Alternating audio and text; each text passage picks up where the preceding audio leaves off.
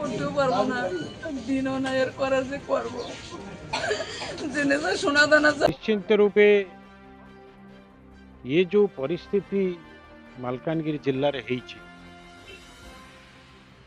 बोधहुए स्वाधीनतार परवर्ती अवस्था केबे भी देखा जाई नथिला।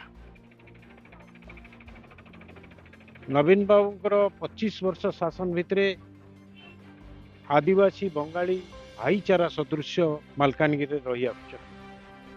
केबे एभली तिक्तता तांको भितरे नथिला। ये जो घटना घटीगला एवं घटनार परवर्ती अवस्था रे जो प्रकार आतंक सृष्टि हो गला उभय आदिवासी भितरे एवं बंगाली भाई मान भितरे ये देखिला परे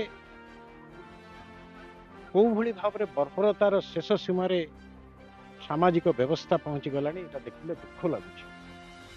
किंतु प्रशासन संपूर्ण नीरव द्रष्टा साजिछि। ओडिशा सरकार, केंद्र सरकार, जिला प्रशासन रो संपूर्ण अवहेला जोगु एवं सेमानकर खामखियाली मनोभाव जोगु मालकानगिरी अशांत ये आतंक सृष्टि होइछि। एथिमे संपूर्ण रूपे प्रशासन, राज्य सरकार एवं केंद्र सरकार दायी एक कथा निश्चित रूपे मु कहि। रिपोर्ट आमे आज आसी पहुंची थिलु। प्रदीप भाई, रमेश भाई, मनोहर रंधारी, ईश्वर बाबू आमे सब आसी पहुंची थिलु।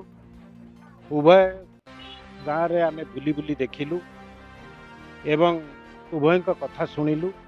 उभय कम्युनिटी सहित आलोचना करिछु, आउरी भी आलोचना करिबु एवं जिलापाल एवं एसपी सहित भी आलोचना करिबु, डीआईजी सहित भी आलोचना करिबु एवं आम रिपोर्ट नवीन बाबू को निर्देश रे जो आसीचु आमे नवीन बाबू को ये रिपोर्ट प्रदान करिबु जे किभली भाव में प्रशासन अवहेला जोगु, प्रशासन निष्क्रियता जोगु ये घटना घटीगला।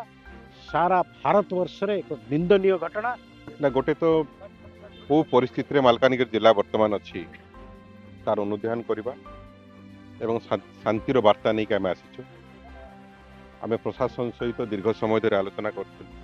हम बारंबार प्रशासन को कहि उभय पुलिस प्रशासन एवं जिला प्रशासन ये शांति कमिटी प्रॉपर्ली गठन करंतु।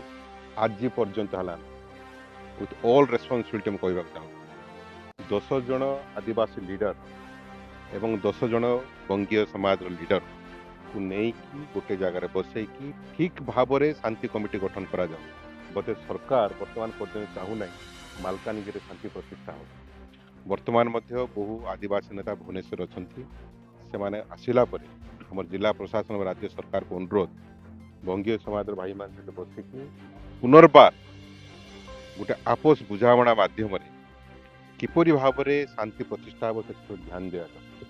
बंधुक मुनरे शासन हो पारिबो नाही, सरकार जानी रखिबा उचित। आपस भाईचारा एवं परस्पर हृदय जीतिकी आपण एटी शांति प्रतिष्ठा करि पारिबे। तेणुकरी जिला प्रशासन, पुलिस प्रशासन, राज्य सरकार को मैं पुणी थोर अनुरोध करुछु पुनर्निरीक्षण करा जाऊ एवं शांति प्रतिष्ठा सब उद्यम करा जाऊ। वर्तमान सुधा जहाँ भी करा जाए सब समस्त जिनस सरकार विफल।